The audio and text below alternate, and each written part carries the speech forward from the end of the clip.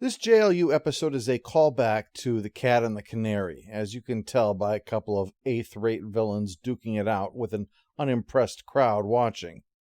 Poor Roulette is going broke. You never think how shutting things down will impact the peddlers of human misery, do you? While she worries over that, Lex is working on that fragment of Brainiac. Oh, spoiler warning in case you're not up on the events of Season 3 JLU. Lex is an evil scientist. He's unhappy because he doesn't have enough material to work with, not with the equipment he has, and he lacks the money to get it. I hear you.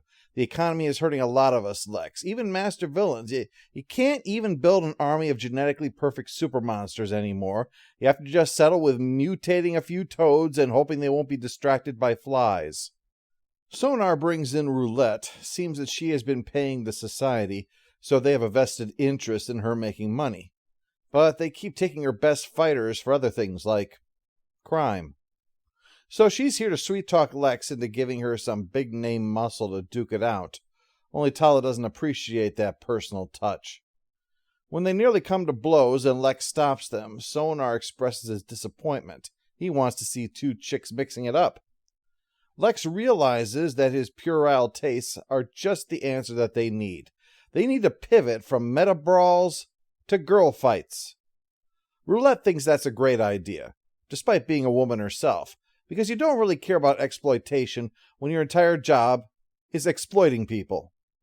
After the titles, Black Canary has some trouble dealing with a pickpocket, to the point that Huntress needs to intervene. Get out of my way! Although for a hero, it's more like straightening a painting as you walk past.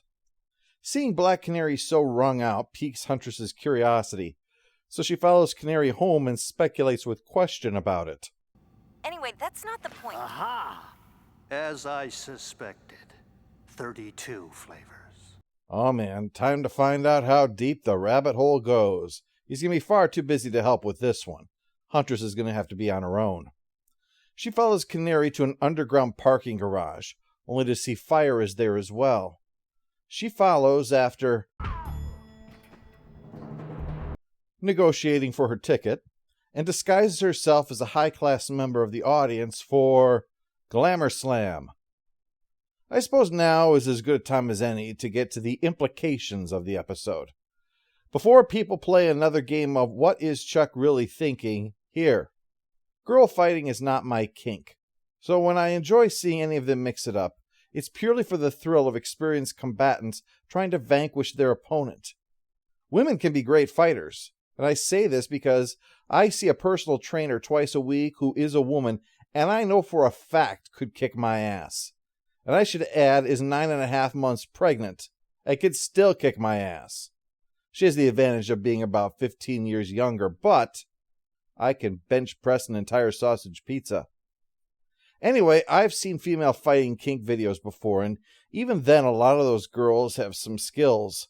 There are things that are present that make it very distinct from what's going on here, though. So despite calling this Glamour Slam, this is showcasing how the women of JLU are impressive warriors.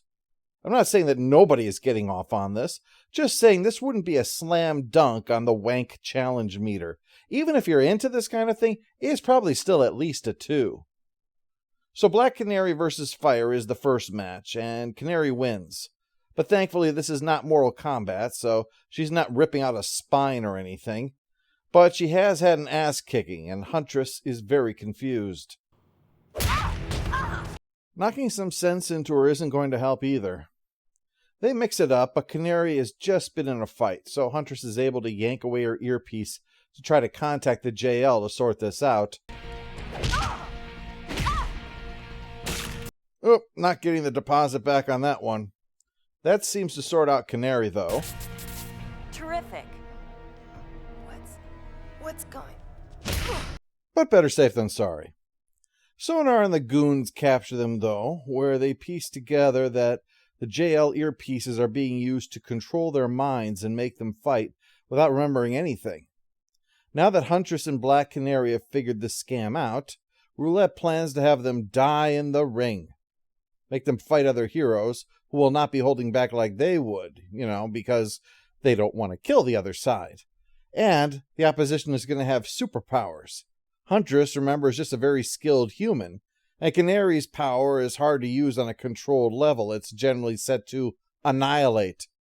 And yeah, they're facing off against Vixen, who has the ability to draw on the powers of animals, and Hawkgirl, who can fly and has a mace which also has only one setting, which is fuck you up. During the fight, Canary gets Vixen's earpiece away, but while it shuts down before she can call for help, removing it wakes Vixen up so that she can help. I don't want to hurt you, Shaira. But I want to hurt you. You know, it's hard to tell whether or not she's being mind-controlled. They finally free Hawkgirl from the control of Roulette, but Roulette breaks out. I should add that while women fighting isn't my kink, I'm not blind to how hot some of these ladies are in these costumes. Wonder Woman's in particular. Wow. This is Bruce Timm's personal gift to coming-of-age boys. Wonder Woman is what gamers would call S-tier, and even having an original leaguer like Hawkgirl there is going to make it rough to balance the scales. The only member of their group that can fly is her, and she has to do so by flapping her huge-ass wings instead of Wonder Woman's, focusing the power of her chi or whatever. They break out of the cage to allow Huntress and Canary to try to shut this down, while Hawkgirl and Vixen try to keep Wonder Woman busy. Roulette is no slouch in a fight, though, and while she battles Huntress, Canary has to deal with someone's own loudness attack, and I don't just mean his costume, which I think that Sonar is stolen off of a bellboy who works exclusively for trapeze artists. But with Huntress disrupting it with a blunt object, specifically Roulette, it's shut down before Wonder Woman can kill the other two. There's a coda where Huntress rejects an offer to try to convince the JL to take her back, before Huntress and Canary then decide to have a little fisticuffs match of their own, but just for fun. The end. While I generally do not give awards or stamps for animated works, I will make an exception here and offer this the Douglas Adam Award of mostly harmless. There's a little bit of character to the episode, but basically this is about allowing the female Justice League members to really show us what they've got. And in that, I have to say, they do deliver. I mean, again, this is not about, a kink or anything like that. This is just some plain great comic book fighting going on here, completely respectable with what they're able to do. However, it does little more than that. The character stuff is very minimal, and it does absolutely nothing to advance the overall story arc of this season. There are so few episodes left that it's understandable why it might be resented that this episode is essentially just gratuitous fighting and nothing else. I'm alright with it, but I would have liked to have had a little bit more substance to it.